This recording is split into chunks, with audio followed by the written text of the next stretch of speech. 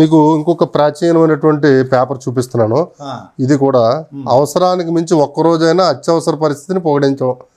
అత్యవసర పరిస్థితి గురించే వార్తలన్నీ కూడా ఉన్నాయండి. అంటే 1966లో అత్యవసర పరిస్థితి ఉంది, ఏదో అవసరం వచ్చింది, అవసరానికి మించి ఒక్కరోజు కూడా పొడిగించాం. అవును. ప్రధాన ఇంద్రియ హామీ పౌర హక్కుల పునరుద్ధరణకు ప్రభుత్వం ఆతృత. అవును. కాశ్మీర్ పై చర్చకు సిద్ధం, స్వరణ్ సింగ్ ప్రకటన. అవును. తాష్కెంట్ ప్రకటన అమలు పట్ల ఢిల్లీ శ్రద్ధ. ఇది ఇంకా చాలా పాతదండి. 1955 జూలై 24 నాటి పేపర్ అండి. ఇది శాసనసభ సెప్టెంబర్ సమావేశంలో ఇనాముల రద్దు శాసనం.